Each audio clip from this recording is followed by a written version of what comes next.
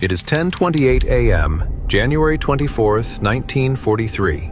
Second Lieutenant John George is neck-deep in a bomb crater filled with cold rainwater.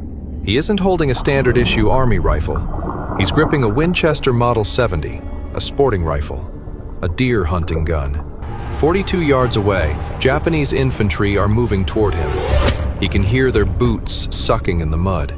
He has 2 rounds in the magazine, but there are 6 men coming to kill him. Actually, he shouldn't be here.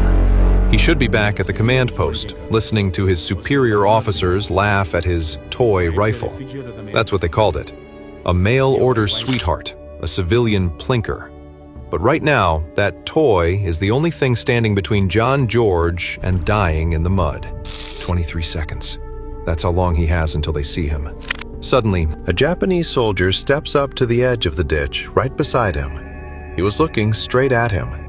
Their eyes meet, and then...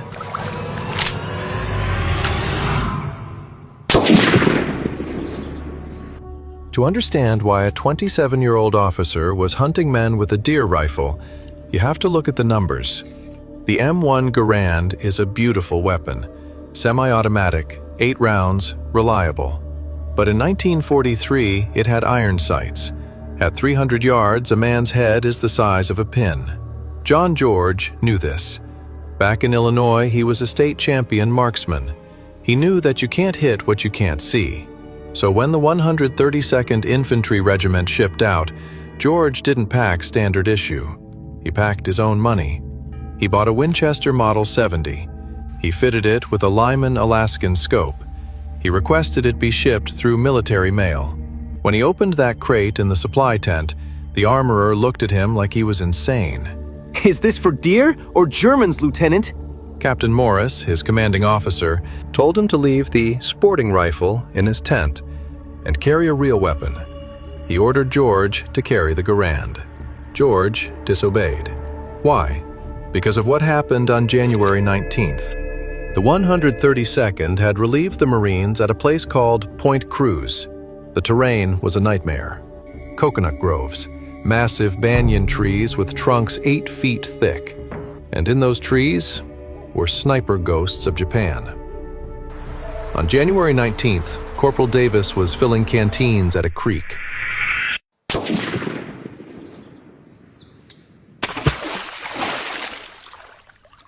A single shot rang out, and Corporal Davis was no more. Before. On January 20th, 2 men from L Company died on patrol. On January 21st, 3 more, shot through the neck. The battalion was bleeding to death. 14 men in 72 hours. They fired thousands of rounds into the trees. They hit nothing. The Japanese snipers were invisible. They picking off Americans like deer. That night, the battalion commander summoned George. The laughing stopped. The mockery was gone. He looked at George, exhausted, desperate, and asked one question. Can that mail-order gun actually hit anything? George didn't blink. 6-inch groups at 600 yards, sir. The commander gave him until dawn. 9:17 a.m., January 22nd. George is alone. No spotter, no radio. Just a canteen, 60 rounds of .30 hunting ammo, and the rifle they told him not to bring. He is sitting in the ruins of a Japanese bunker, watching a banyan tree 240 yards away. The jungle is loud. Birds, insects. But George isn't listening. He's looking. Through the Lyman scope, the world is magnified 2.5 times. It's not much, but it's enough. He scans left to right, top to bottom. Movement, not a bird. A branch shifting against the wind, 87 feet up. George steadies his breathing. His heart rate drops. This is the difference between a soldier and a marksman. A soldier shoots at the area. A marksman shoots at the button on a shirt. The Japanese sniper is watching the trail to the east, waiting for a supply column. The trigger breaks at exactly 3.5 pounds. The sniper doesn't scream. He just falls. A 90-foot drop. Thud. George doesn't cheer. He doesn't move. He works the bolt. Clack, clack. New round. Because Japanese snipers work in pairs. 26 minutes of silence. George hasn't moved a muscle. Sweat is stinging his eyes, but he doesn't wipe it. Then, movement. 60 yards north. The second sniper is climbing down, trying to run. George tracks him, leads the target. The second man falls backward. 2 shots, 2 kills. But George doesn't stop there. He waits, takes the shot, and by noon he'd taken out 5 Japanese snipers. 5. The entire battalion hadn't killed one sniper in 3 days. Only one man with a toy rifle just cleared the sector. But here is where the story shifts. 3:57 p.m. George kills his 6th sniper. A hard shot, 290 yards out. But this time, there's a response. Mortars. They aren't shooting at random anymore. They've triangulated his muzzle flash. Fire!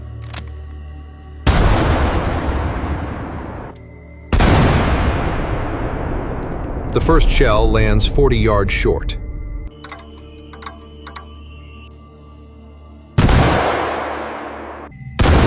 The second, 20 yards. They are bracketing him. They are doing the math. George grabs the Winchester and sprints. He dives into a shell crater just as his previous position, the bunker, disintegrates in a cloud of dirt and shrapnel. He lies in the mud, chest heaving. He realizes something terrifying. They know who he is. They know there is a hunter in the trees. And now, they are hunting him back. George walks back into the command post. He is covered in sweat and cordite dust. Captain Morris is waiting. George reports the kill. Captain Morris looks at the Winchester, then at George. How many left? 6, sir! Yesterday, Morris had laughed at the mail-order rifle. He had called it a toy. Today, he doesn't laugh. He stares at the bolt handle of the Winchester. He stares at George's hands. The mockery is gone. In its place is something else. Respect. Or maybe fear. Be back in position at dawn, Morris says.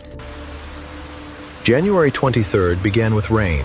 Heavy, tropical rain that turned the jungle floor into mud and made the trees invisible beyond 100 yards.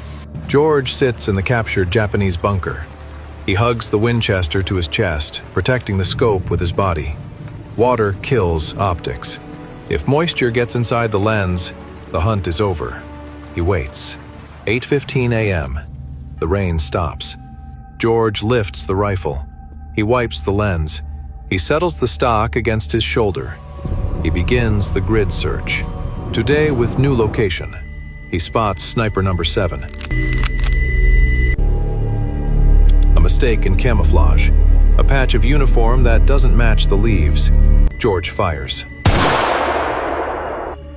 7 down. 15:41 p.m. Sniper number 8. This one is positioned high, 94 feet up a banyan tree. It's a perfect spot at noon, but the sun moves. At 16:23 p.m., George fires. And number 8 down. As the afternoon light shifts, the sniper's silhouette is cast against the bright sky. He is a black cutout against the blue. George puts the crosshairs on the silhouette. 9th down, 1700 hours. He reports to Morris. The numbers are clinical. 12 rounds fired, 9 kills, 3 misses. Morris nods. Go again tomorrow. That night, George sits in his tent. He strips the Winchester down to its springs and pins. He cleans the mud from the trigger group. He oils the bolt. And he does the math. Intelligence confirmed 11 snipers operating in the Point Cruz sector. George has killed 9. 2 remain. The 2 men left out there? They aren't lucky. They are the best. They have watched their friends die. They know George's tactics. They know his rhythm.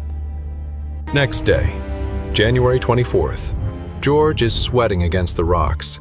Through the Lyman scope, he spots target number 10, a Japanese soldier, sitting in a palm tree 190 yards out. But something's wrong. The target is low, only 40 feet off the ground. Too easy. Most snipers climb for the stars to get the best angle. This guy is sitting on a platter. George starts to squeeze the trigger. Then he stops. It's bait. He's killed 9 men in 3 days.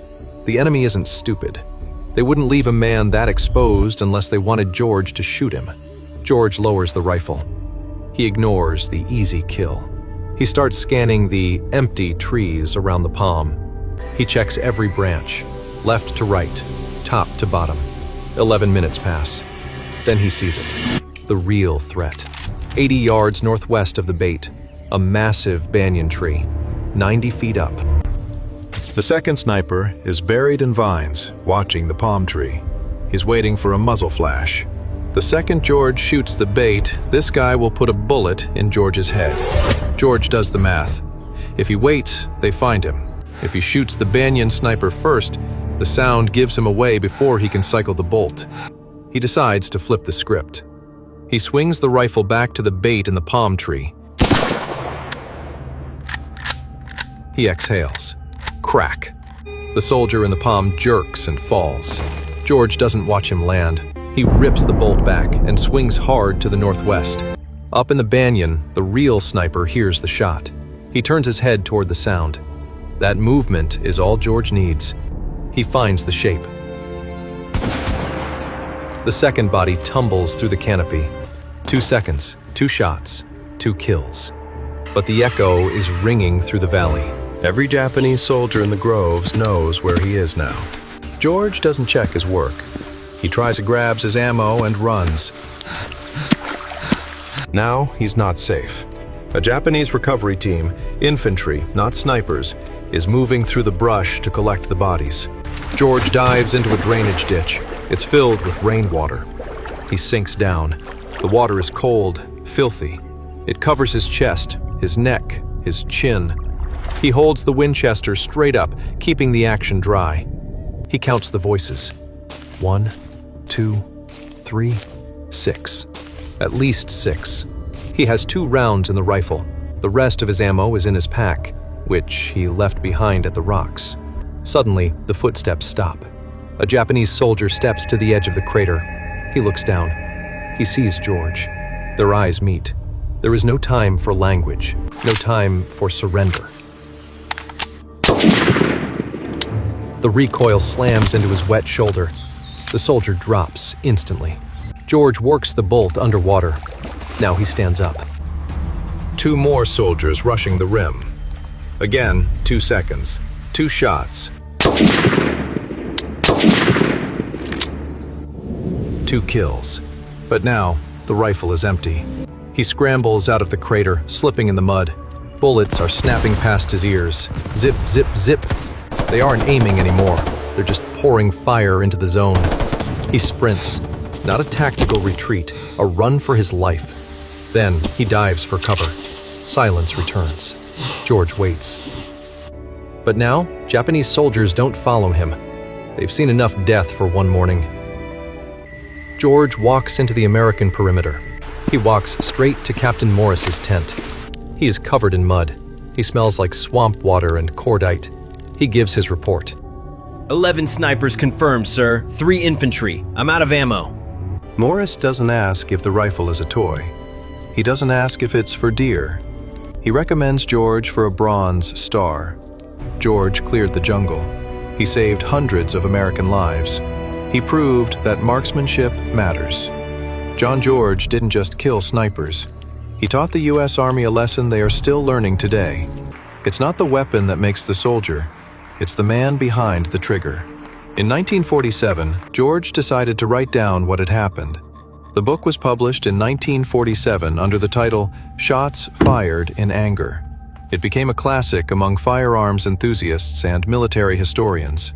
The book described George's experiences on Guadalcanal and Burma with clinical precision. Today, that Winchester Model 70 sits in a glass case at the National Firearms Museum in Virginia. Most people walk right past it. It looks like an old hunting rifle, just wood and steel. But if you look closely, you can see the scars on the stock. You can see where the Guadalcanal humidity ate at the finish. It is silent now. George survived the war. He went to Princeton, He became a diplomat. Lieutenant Colonel John B. George died on January 3, 2009, at age 90. Tell us, did someone in your family serve? Drop their name and unit down below. You're not just a viewer, you're part of keeping these memories alive.